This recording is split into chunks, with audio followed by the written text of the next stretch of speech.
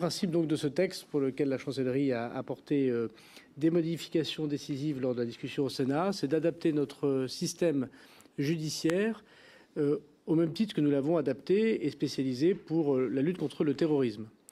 La lutte contre le terrorisme, mutatis mutandis, puisqu'il ne s'agit pas évidemment des mêmes difficultés, ni même du même nombre de dossiers, ni même du même nombre de morts. Il y en a beaucoup plus pour la criminalité organisée. C'est la spécialisation de l'intégralité de la chaîne pénale, les services du ministère de l'Intérieur, je n'y reviendrai pas. Et puis, si on va partir de l'article 2 de votre proposition de loi, un parquet spécialisé, criminalité organisée et plus simplement anti-stupéfiants,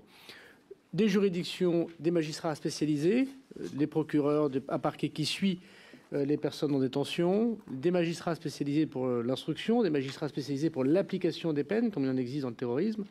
un régime de détention particulier, c'est les amendements que j'ai introduits dans des prisons particulières, qui n'a pas besoin de la loi pour être créé, et puis évidemment un certain nombre de techniques ou de fonctionnement. Et donc ce parallèle avec le terrorisme qui ne doit pas se confondre, c'est pour ça que nous n'avons pas proposé la fusion entre le PNAT et le PNACO, entre le parquet national antiterroriste et le parquet national criminalité organisée, mérite d'être souligné. C'est bien ce parallèle avec le terrorisme qui a montré ses preuves, je crois, dans notre pays depuis 2015 et depuis les grands attentats que nous avons connus. Et même s'il y a encore des attentats, on s'aperçoit que notre système policier et judiciaire est, de l'avis de tous, efficace, notamment contre les organisations criminelles extérieures. Nous sommes aujourd'hui dans cette construction pour sortir du droit commun la criminalité organisée, pour l'amener dans une spécialisation qui a été soulignée en matière évidemment de prise à parole. On parlera du statut du repenti, des techniques de renseignement ou de la spécialisation de la détention. Évidemment, la différence est assez forte avec le terrorisme, puisque aujourd'hui, dans les prisons françaises, nous avons 17 000 détenus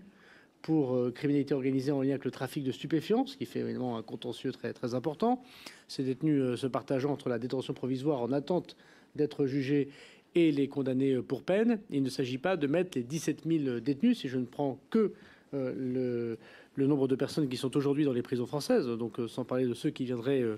évidemment à s'y trouver par l'action de la police et par l'action de la justice. Il ne s'agit pas de confier à ce parquet national, à ces magistrats et à ces prisons l'intégralité de ces 17 000 personnes, mais bien de pouvoir regarder par le renseignement criminel que nous allons développer,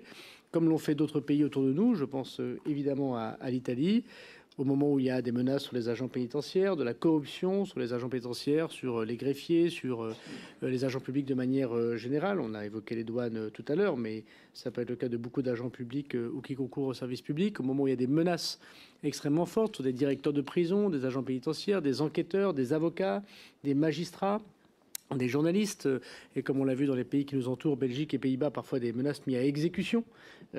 évidemment qui vient toucher la façon même dont l'État a organisé la lutte contre la criminalité organisée, et puis la surface financière de ces personnes qui est extrêmement importante, les techniques qu'elles utilisent de recherche et développement, y compris dans la production de drogue, dans le blanchiment ou dans l'organisation de leurs télécommunications, fait que évidemment nous devons nous concentrer sur le haut du spectre quand nous créons ce parquet national.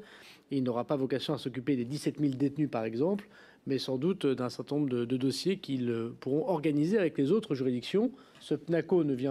venant pas remplacer les GIRS et ne venant pas remplacer les infragirs, c'est donc ce qui se passe dans tous les parquets de France et dans toutes les juridictions de France, mais venant, comme le fait le PNAT ou comme le fait le PNF pour deux dossiers spécialisés, même si c'est difficile de comparer les dossiers,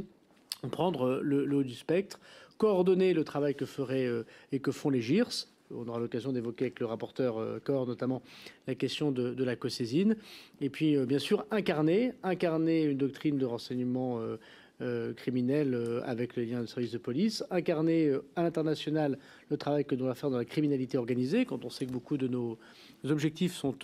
à l'étranger ou demandent une coopération étrangère, incarner évidemment un travail voilà, de prise à partie publique et de l'opinion, comme le fait par exemple le PNAT sur les affaires du terrorisme. Donc cette création du parquet national est finalement une clé de voûte de l'ensemble du changement judiciaire. Il n'est pas le seul. Le PNACO tout seul n'aurait pas beaucoup d'intérêt. Il n'a d'intérêt que s'il est filé dans sa métaphore sur l'intégralité de la chaîne judiciaire. On aura beaucoup à travailler autour de ce PNACO. Donc